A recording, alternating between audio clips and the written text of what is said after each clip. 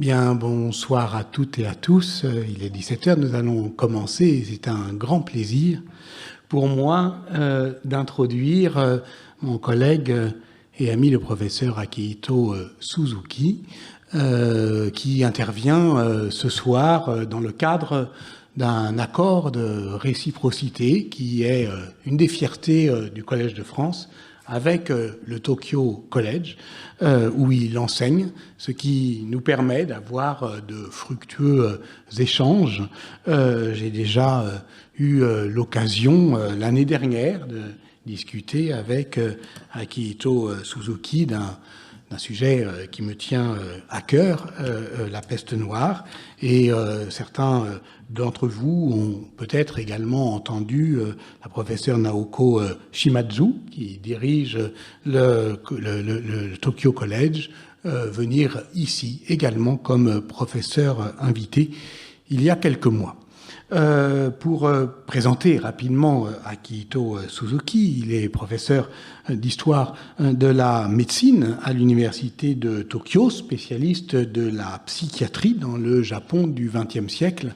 Et c'est de cette question, évidemment, qu'il va nous entretenir aujourd'hui. Il a acquis une renommée internationale sur ces sujets, mais aussi plus généralement sur le pouvoir sanitaire, sur les professions médicales, et ce, dans une perspective transnationale, qu'il me soit permis de citer deux de vos livres. Le premier était Madness at Home, et qui concernait déjà la famille, mais en Angleterre, au XVIIIe siècle, 1820-1860. Il était paru à Berkeley en 2006. Et le deuxième, Reforming Public Health in Occupied Japan, est paru à Londres, chez Routledge, en 2011. D'autres travaux suivent, dont Akihito Suzuki va vous entretenir. Il est actuellement dans une tournée européenne où il va donner plusieurs lectures sur ce sujet et vous dire donc le plaisir de vous laisser la parole ici. Nous allons ensuite pouvoir échanger.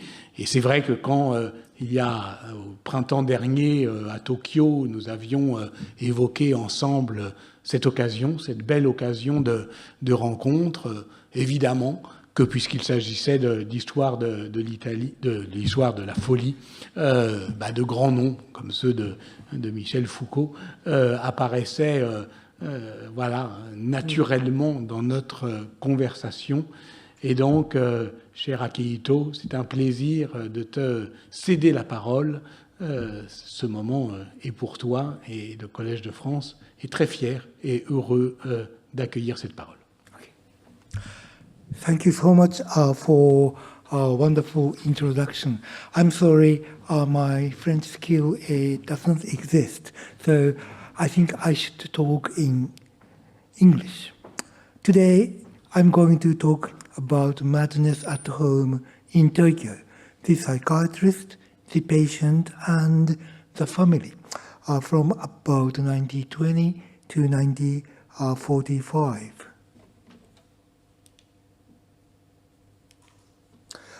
Today's topic is something like that. In the first section, I will talk about introduction. It's about European history of madness and mental hospitals and Japanese counterpart. And in the second section, I will talk about the use of the family as a kind of place to confine insane people. Okay, and in the third section, I will talk about mental hospitals, which was completely imported institution from European countries for the Japanese ideas. And the fourth section is, so what in this situation of the domestic confinement and mental hospital, the role of a psychiatrist. And finally, I would like to conclude.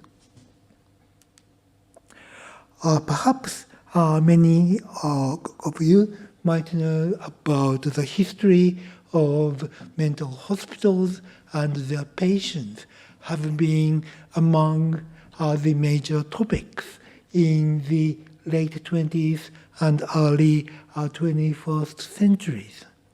In France, as you might know, Michel Mental Hospital in Paris and other French areas have been wonderful books by Michel Foucault, Dora Weiner, John Goldstein, etc.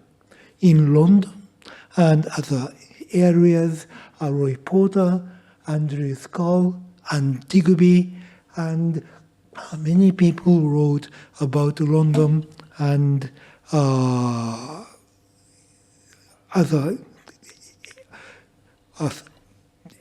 zones, okay, and in mental hospitals in Italy and the Netherlands, Germany, the USA, there are, I might say, hundreds of books and papers about these kind of things. And in the mental hospital, we particularly look at the studies of patients and people with a mental health condition.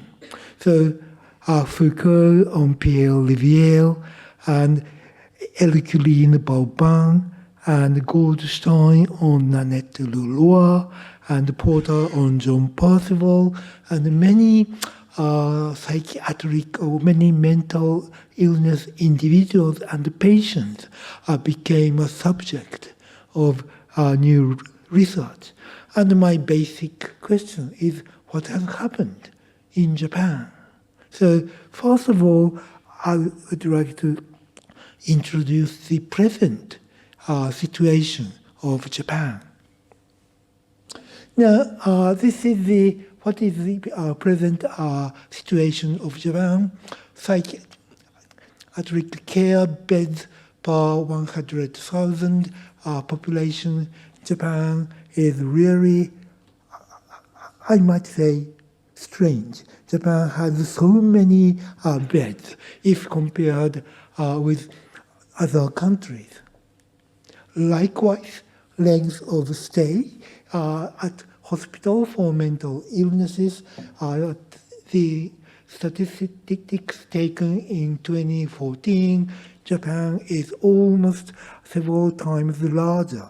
Okay, and you might know, if you look at this in the historical period between 1960 and 2010, almost all countries' number of rate of beds are declining, but Japan started to keep or even rose. So Japanese psychiatric scene has something different. You might say something unique, but there are something we should explain why Japan has become something like this. Okay? So this paper will examine the historical background of Japan's strange international situation. The major argument is this: the strength of the family, as well as the rise of psychiatrists, and I would argue the rise of patients in the early 20th century. So this was perhaps the most important part. Now, first of all, let me explain the basic legal things. Japan had two laws governing places of care and cure. The first law is Mental Patients Custody Act, 1900, and the Mental Hospitals Act, 1919. The first is to confine mental patients, usually in their own home. And second is to build mental hospitals. Okay, now the former established the patient's house as a place of care and confinement. It has become customary across many domains during the Tokugawa era. We think that this started in the 17th century, and many areas started to have this custom. Now, in the 1880s, many prefectures introduced the custody into their local administration. And in 1900, this custom became the national law. The latter established mental hospitals as the major place for psychiatry and medicalized the space. Okay? So this is the basic legal system. And the Mental Hygiene Act, created in 1950 after the Second World War, abolished Mental Patients Custody Act, and the Japanese care of psychiatry became only mental hospital. So this is the basic legal structure. Now, if you look at the earlier half of the 20th century, that means both the patient's home and the mental hospitals were legal in the early half of the 20th century. So we do have two choices, okay? And if historians look through patients' case record kept in psychiatric hospitals, the case histories are really more actual pictures than the legal argument, and patients, families, and medical practitioners interacted with the societal context in case histories. Okay, and perhaps most important part is case histories are created from one individual to another. So we are talking about information about the individual patient. So this of looking at the case history is a really interesting part. So in Japan, many historians started to recognize this, and they have started to examine the case histories of mental hospitals, which document the condition of individual patient, as well as diseases and medical practitioners. And nowadays, in English, we do have Yumi Kim, Madness in the Family, Women, Care, and Illness in Japan, published in 2022. Now, this paper is based on a reading of about 6,000 case histories from the Oji brain hospitals. Oji brain hospitals were established in 1901, and since the air raid in 1945, it was demolished. Okay, so we do, and in the about 1923 or something like that, it has a kind of fire. So we have only 6,000, but that is a really substantial number. And case histories talk about an individual patient, so you know about the patient, and at the same time, since we do have 6,000 cases, so we can use statistical method. So this is the case history.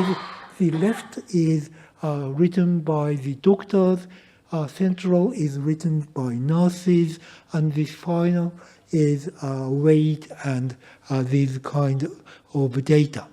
So these are all this single individual's information. And since we do have a lot of cases, we can use the statistical method. And these are the numbers of patients by 5-year intervals, and up is schizophrenia, and down is GPI, general paralysis of insanity caused by syphilis. So these two diseases have very different change, don't you think so? So the schizophrenia, men and women, follows almost same shape. But if you look at something like GPI, the number of the male patients are much larger than female things. So these kind of things is based on the large number of cases of Oji Brain Hospital. Okay, and Oji Brain Hospital is private mental hospitals. So private means that is not belong to the nation, the city, or ward, or town, or something like that. That was owned by a manager, okay? And it is based on the highly advanced medical market that has existed since the Tokugawa period. Tokugawa period is, relatively difficult to explain. That was essentially a feudalistic society, but has a very advanced commercial network or medical market. So in Europe, medical licenses and the medical market are two major driving forces. So Hal Cook, Matthew Ramsey, Colin Jones, and these people are arguing about medical license and medical market. Now, in Japan, during the Tokugawa period, the idea of medical licenses is very small, whereas the the medical market was very strong. So in mental hospitals in Japan, the major players were first the family. They were important consumer of medical or psychiatric service. And then this was followed by the patient and by psychiatrists. So we are talking about, when we talk about mental hospitals in Japan from the late 19th century, we are talking about the family, patient, and medical practitioner or psychiatrist. So today's lecture uses case histories that are very rich in revealing the three agents. And yes, and let me go to the domestic care. Now, as many of you might know, Japan used to have no hospitals at all. So the fundamental question of the hospital, you might know that every society had hospitals. Now, in Asia and in Japan and perhaps in China and Korea, there's no idea of hospital. And the situation of Japan until the late 19th century, the lack of the basic concept of the hospital. Now, this is a very difficult question to answer, but many people argue that, okay, perhaps Christianity contributed to the rise of hospital, or Japanese isolationism during the Tokugawa period might contribute to the lack of the hospital. But, there are a single hospital in Edo created in the early 18th century. But, we are talking about a very small hospital. And in the early 19th century, the number of patients was about 50 or so. We are talking very small hospitals. And there are some doctors who wanted to say that, we need to create hospitals, but they didn't have any effect. But perhaps the important thing is Japanese people who visited Europe and wrote enthusiastically about Western hospitals. The person like Daikoku Kodayu, Fukuzawa Yukichi, and Shibusawa Eiichi, and many others visited Western hospital and said, oh, this is a wonderful institution, so Japan should imitate this kind of things. And perhaps Fukuzawa Yukichi and Shibusawa Eiichi appeared in the 10,000 paper money. So we're talking about people who are interested in essentially imitating Western ways. So for many Japanese people, hospital was something they imitated, the Western society. But going back to the domestic or family thing, the difference between Japan, between Europe and Japan in domestic confinement is, at least in the 19th century, is very clear. Perhaps in England, you can easily imagine Charlotte Bronte published Jane Eyre, which had a mad woman in the attic. And in France, Honoré de Balzac published an episode about a poor middle-aged patient in Le Médecin de Campagne.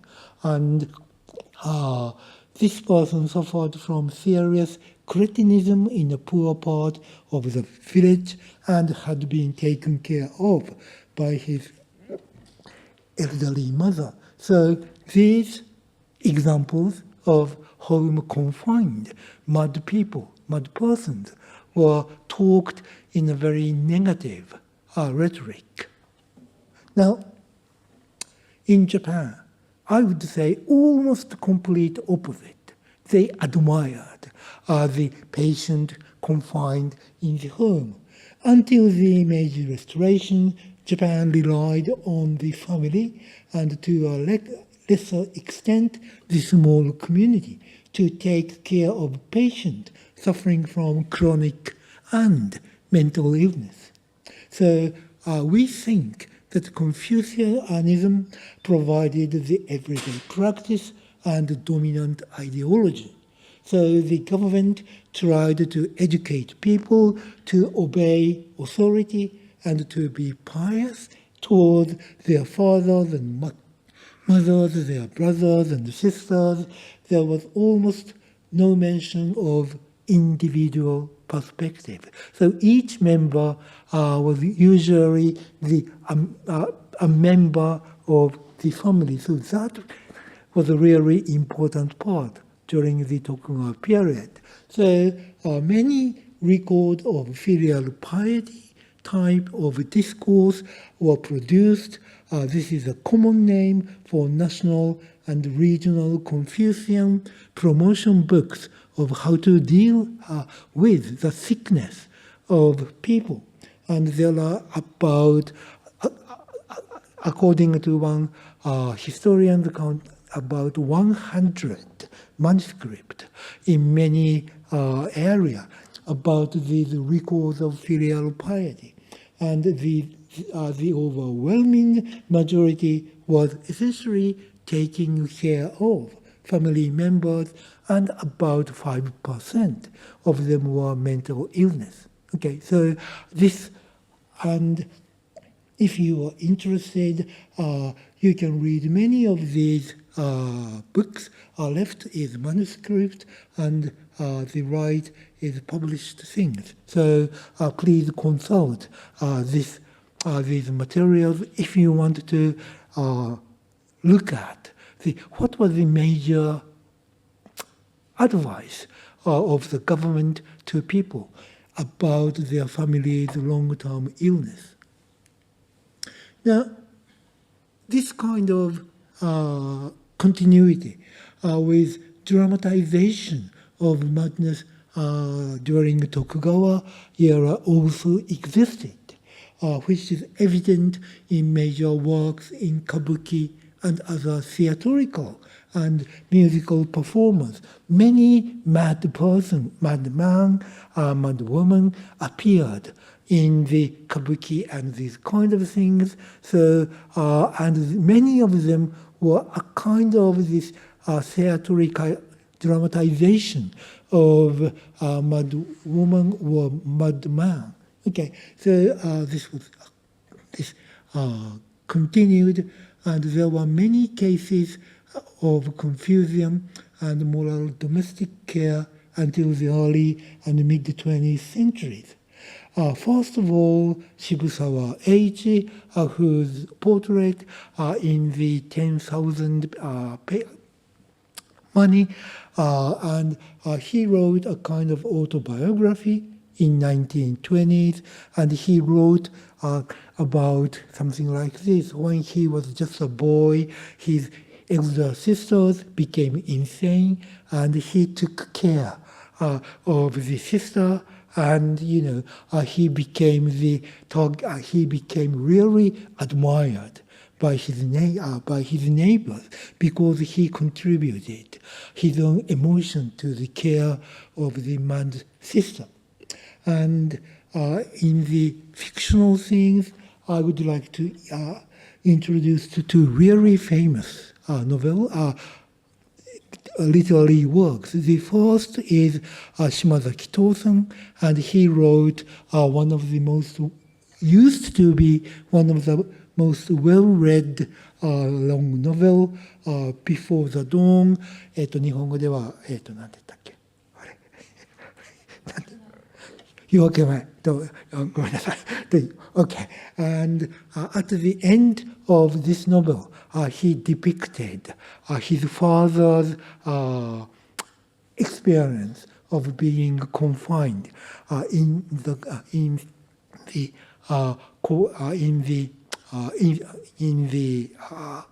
some hut or something like that.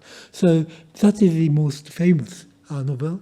And as far as the theatrical performance, perhaps the most famous and most popular things is Kikuchi-kan, the Housetop Madman.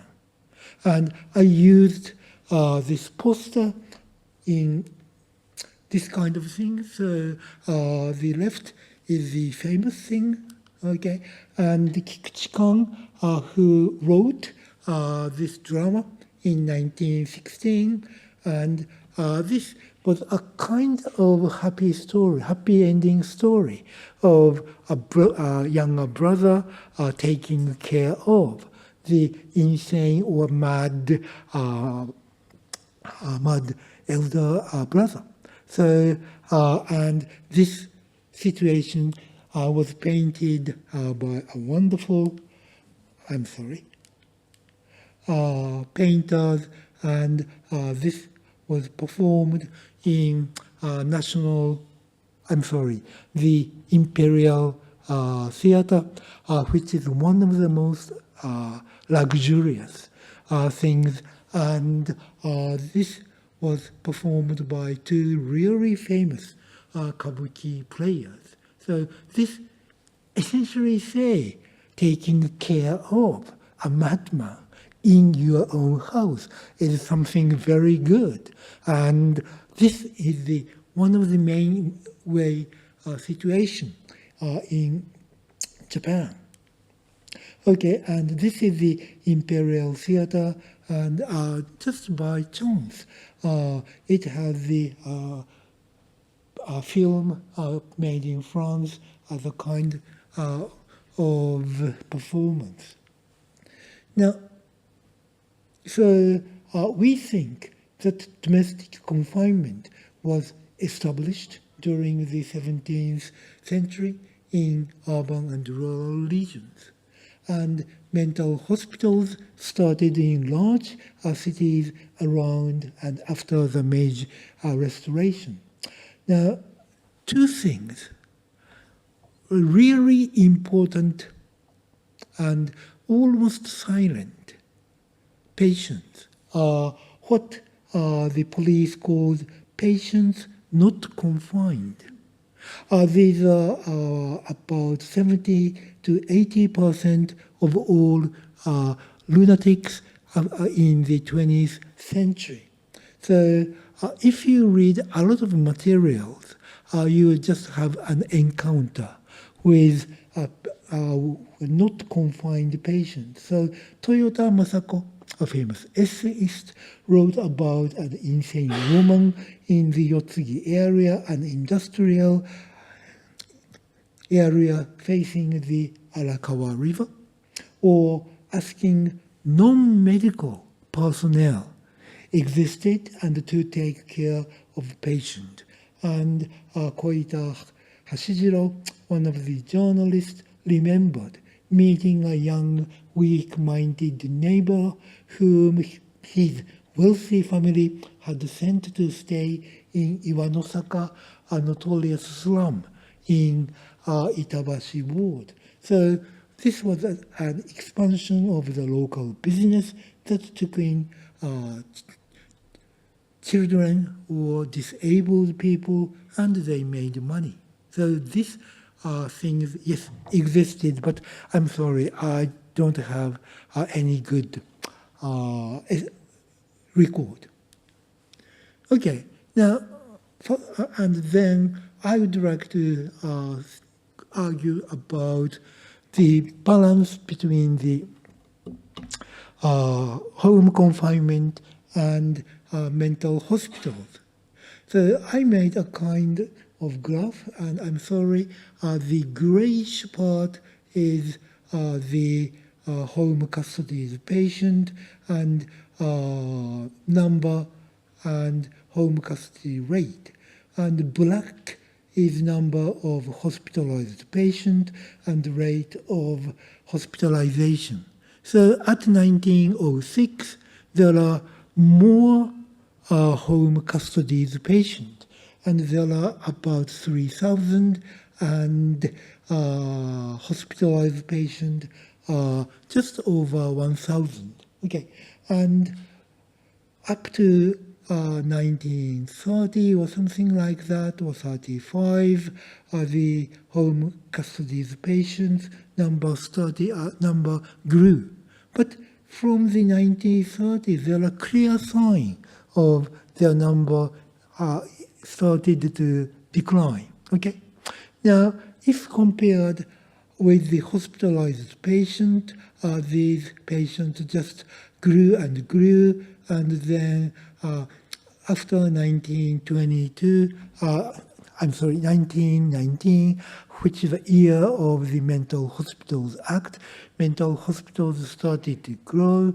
The number of patients started to grow more in a more rapid way than home confined patient, and the number changed. So we need to think that the 1920s might be an important period. Okay, but this idea of just admiring mental hospitals might be doctors' historiography, and they might say that, okay, mental hospitals are much better than home confinement. Okay, now this idea was first provided by Kure Shuzo, the founder of psychiatry in Japan, published a paper on domestic confinement that was based on substantial surveys, detailed descriptions, plans, and photographs of the domestic confinement, and criticized the system of using the home in psychiatry, because as you can easily see, using the home is not very medical and not very psychiatric. They were essentially the responsibility of the family.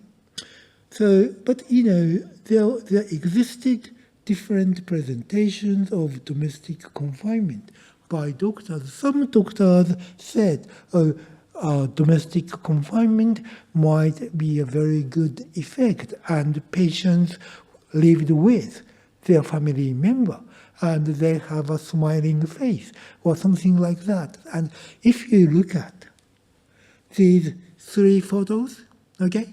In the left, there are, this is a very strong confinement, don't you think so? Very thick, very huge cage, and there are two cages, and people, the patient were almost naked. Okay, so we're talking about very strong confinement at their own home. Central, not so strong, and they are the patient were looking at, or they, he is almost, how do I say, going to smile. And if you look at the right thing, the patient were mild and smiling and saying hello to the photographer. So we do have different confinement at home. So we need to think about this kind of personal differences of home confinement. And now, I'm sorry, I have to go quicker. Mental hospitals, family and patient. Oji Hospital, 1909 to 1945. This was the major doctor was Komine Shigeyuki, and he graduated from the Saisei Gakusha, established in 1876, and a mass-producing medicine teaching college. And he then learned psychiatry at the University of Tokyo. He started working at Oji Hospital and became the adopted son of Komine Zenjiro. He was not a doctor, he was a non-medical manager of a hotel. Okay? And in 1907, he became the medical head in 1908 and medical manager in 1914, and I will talk about medical head and management head in a different talk. Okay, and he, due to the year, he could not go to Germany due to the First World War, and instead stayed at the Whistler Institute in Philadelphia for about 2 years.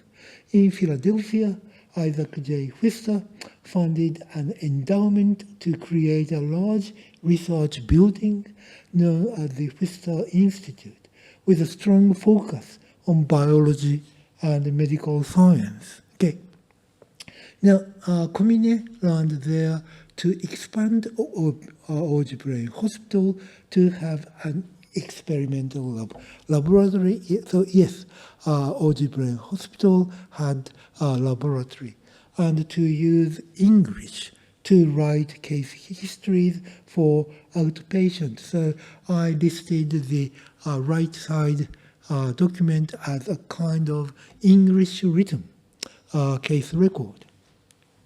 Okay, and I'm sorry, not very good photograph, and the hospital was created in Nishigahara, and if you have the subway train in Tokyo, and this nowadays it's burned out in 1945, and the situation became very different.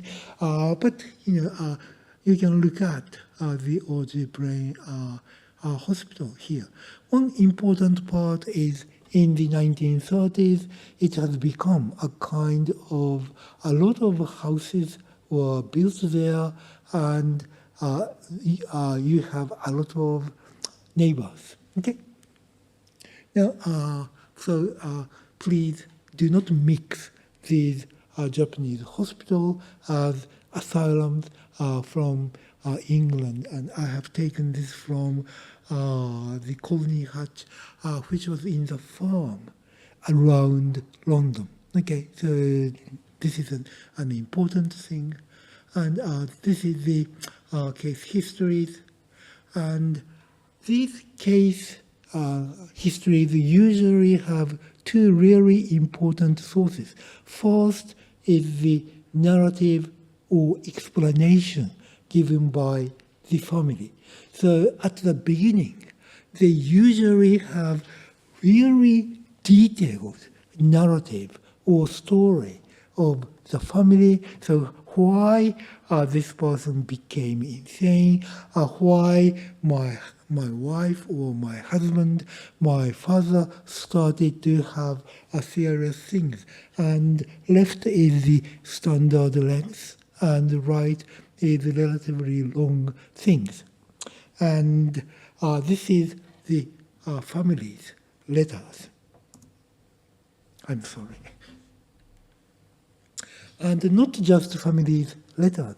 We do have a lot of narratives or explanation from the patient. Okay, so in everyday diaries or case histories, they concluded the patient said this, patient said that, or patient behaved that, and they kind of quoted the patient's words. But not just a quotation, there are many, many letters written by the patient. So in the left, I have just highlighted the patient's letter, relatively short letters to the head of the hospital, to Suzuki sensei or Dr. Suzuki, who's one of the doctors. So these are regular letters written by narrative.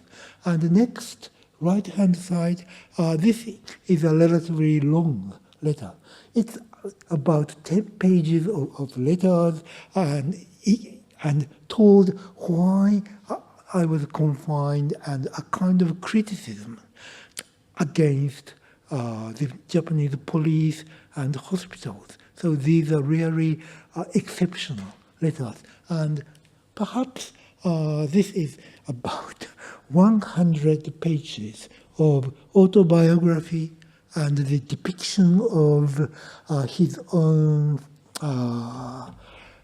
island in the Tohoku area, and he depicted the other patients' behavior in Japanese. So the patient had a lot of material.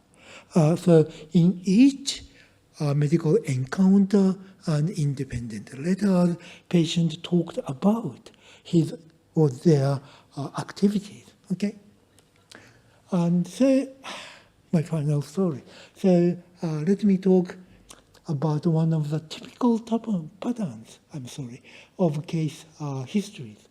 Her name is Takahashi Fumiko, pseudonym, and she entered first admission and second admission. And this was a really important part. She was not seriously ill. And I do not call her even psychological madness. I don't say that.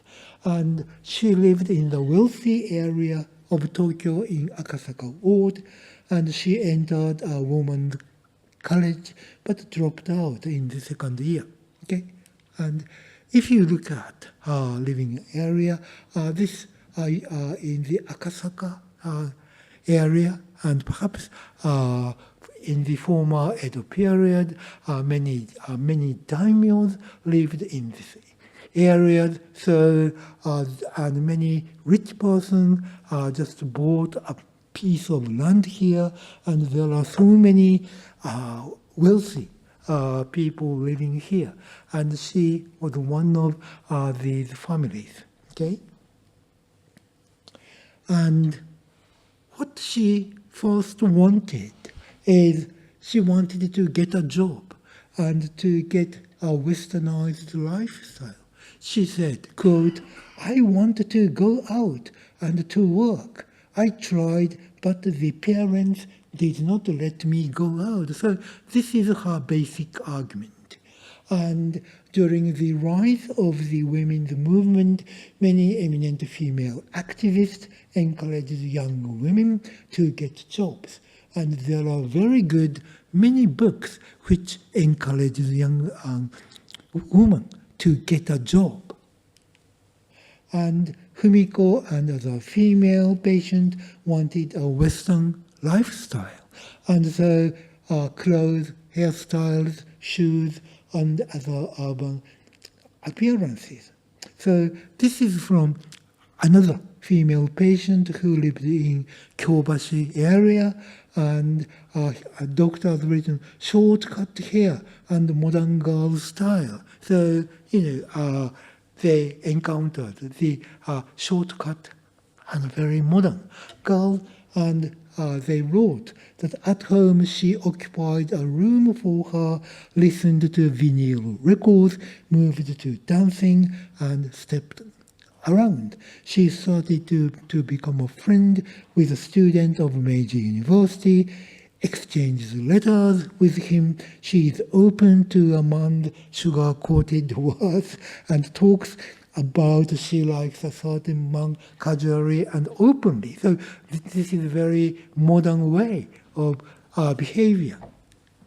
And as you might know, in this area, many hair designers started to advertise the short hair, and in the more popular things, this is from Asahi newspaper, and really famous Kampo Chinese drug, Chujoto. They used both Japanese women and short-haired and Western clothed women. So this kind of the young women's movement was, yes, evident during this area. And of course, they did have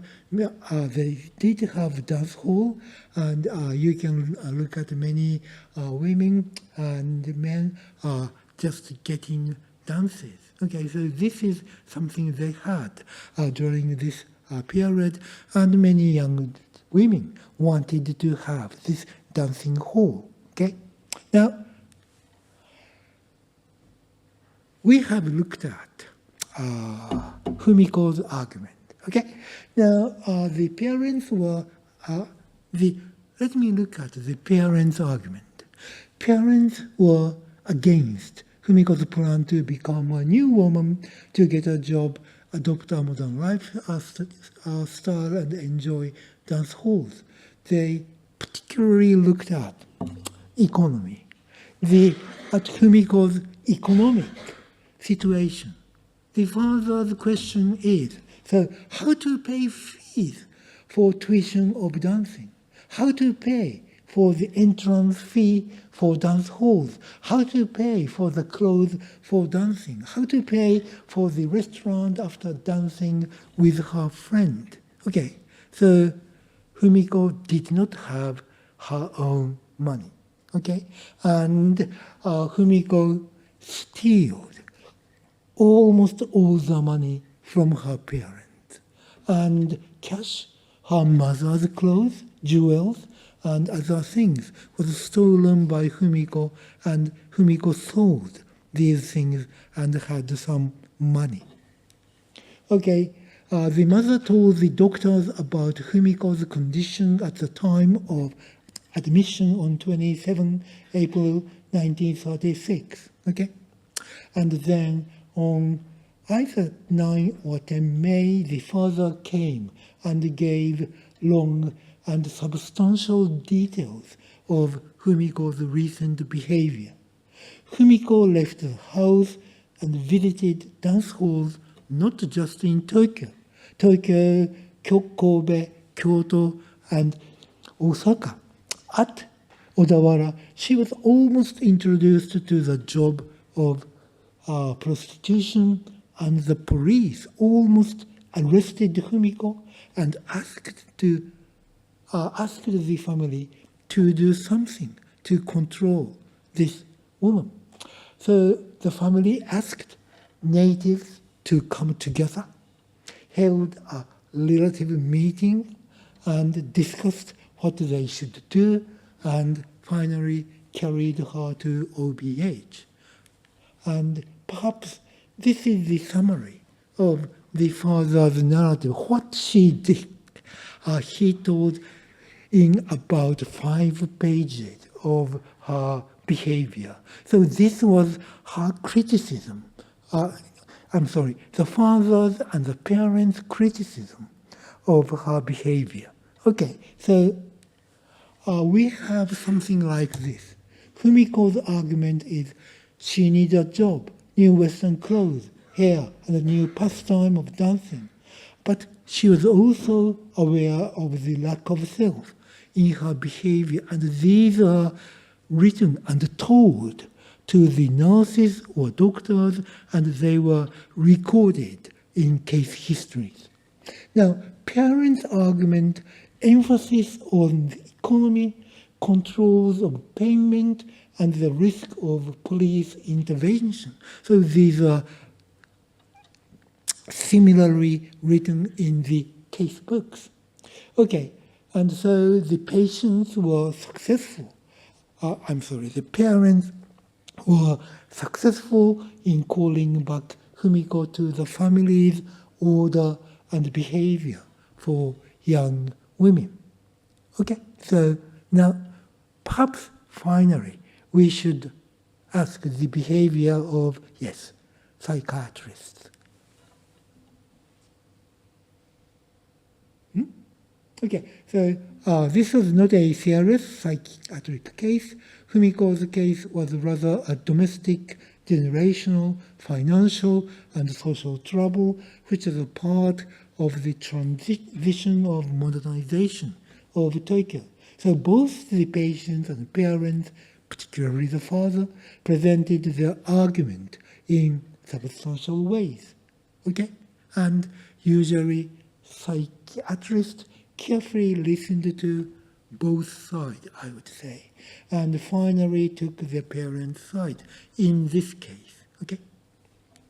So let's look at the behavior of psychiatrists. So what were the roles of psychiatrists at Oji Brain Hospital?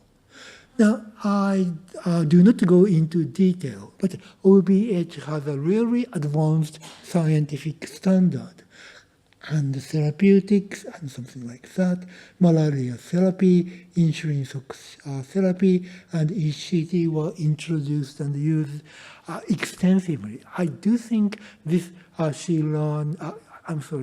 hospital learned from the United States. Okay, and we do have a lot of research into malarial therapy.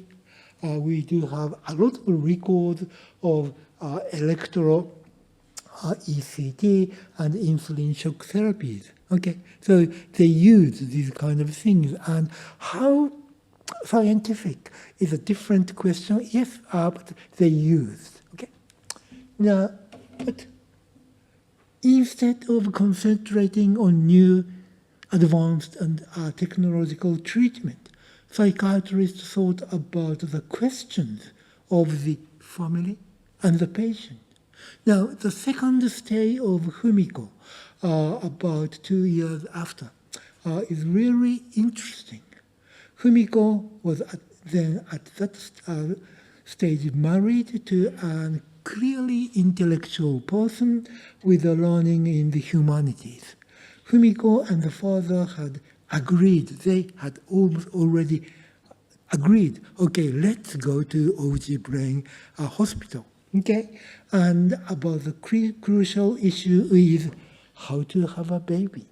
Okay, and they entered OBH, and Fumiko was highly impressed by the treatment given by Komine, who would deal with her pregnancy problem. Instead of following the academic and scientific rules, Komine solved the problem of the family and the patient. So this is one page. The really important part is from around the second year of high school. I felt something about reproductive things, and I talked with my father and visited OBH to cure the problem. And he said the she listed as a favorite books and translation of Shakespeare, Kant, Wilhelm Wundt, and I also like physics and other subjects. Okay, and she wrote the medication prescribed by the hospital director is excellent or something like that. So these are the doctor's approach to the question of how to deal with this patient and family. There's another really important thing. I will just talk about this. Oji Brain Hospital is perhaps the most prestigious private hospital, mental hospitals in Tokyo. So they are successful in attracting young, brilliant scholars. And Miura Taihei was one of them, and he treated the patient Kimura Ichiro.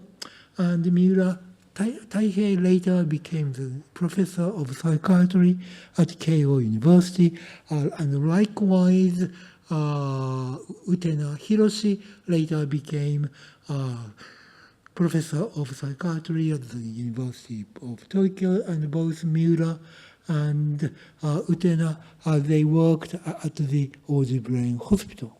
Okay? And the case of Kimura was relatively frequent at OBH and in Japan and other countries. When major problems took place in newly married couples, wives were sent to OBH for help, and husband was sent to mental hospitals or medical practitioners. And you might know people like Isabella Beaton, Karen Brixton, Iwasaki Chihiro. These were all related with sexual activity and that kind of things. Okay. And Kimura had domestic harassment against the new wife. Her brother, Mikata Yoshio, was a friend of Miura at Keio Medical School, and Mikata carried Kimura to OBH, and then Miura observed Kimura in constantly negative phrases, following Mikata's suggestions. Okay? The psychiatrist at OBH often worked with families and less often with the patient.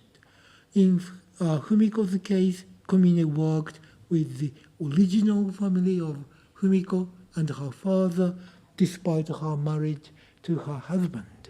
And in Kimura's case, Miura worked against Kimura to help Kimura's wife and her brother and to stop Kimura's harassment. So the basic structure was that psychiatrists in private mental hospitals acted, yes, in the market. What was really important was the consumer of the families who paid the fee and often followed the morality and ideology of domestic virtue rather than just promote the individual patient. Okay, let me conclude. I'm so sorry for teaching too long. I'm sorry. In the large question of madness, the family was the central player in the Tokugawa area. The essential place for care and cure was the family, whether it was good or bad. With the introduction of mental hospital system to Japan, the family, I think, continued to have power, although a new medical agent appeared. The patient's discourse started to be recorded in the case histories of mental hospital as well as the family's discourses. And finally, psychiatrists started to deal with the family first and the patient second. But I would like to argue is, yes, they also listened to the patient's argument. Okay, I'm sorry for speaking too long, but this is the end of my talk. Thank you so much.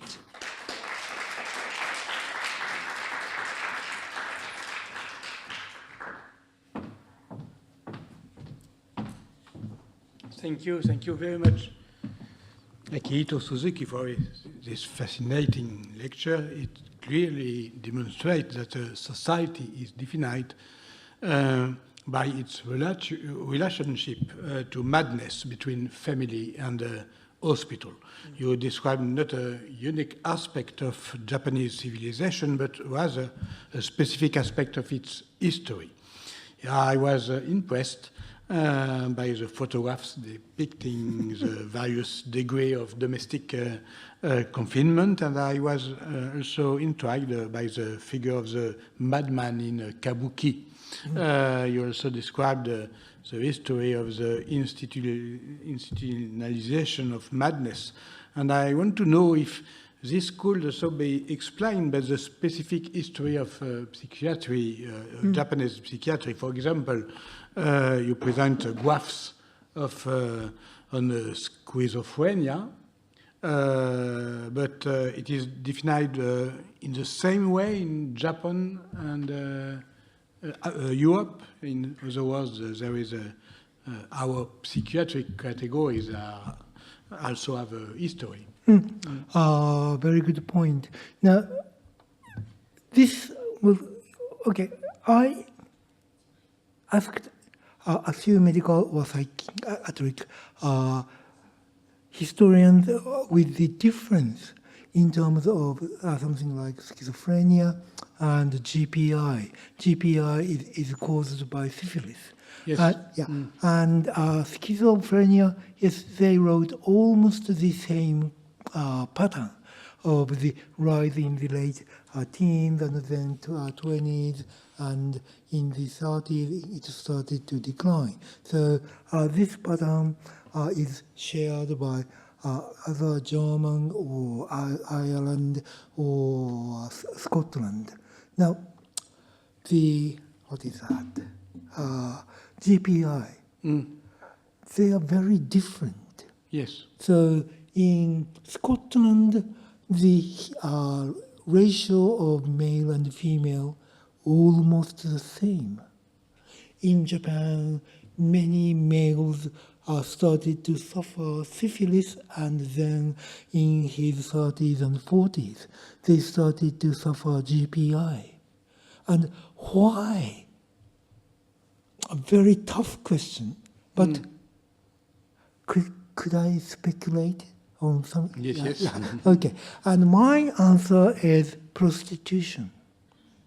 You know, in Japan, in Tokyo, up to the mid-19th century, that was a paradise of syphilis. There are so many prostitutes, so many public, so many private prostitution existed in Tokyo. But if you look at something different, in England, they have a rather strict idea of just not encourage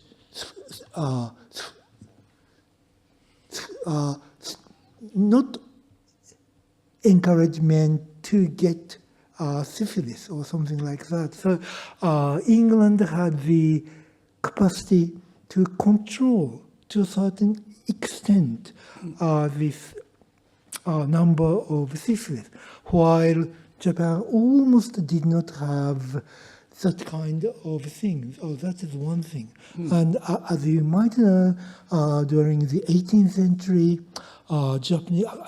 English people had really a lot of sexually transmitted diseases.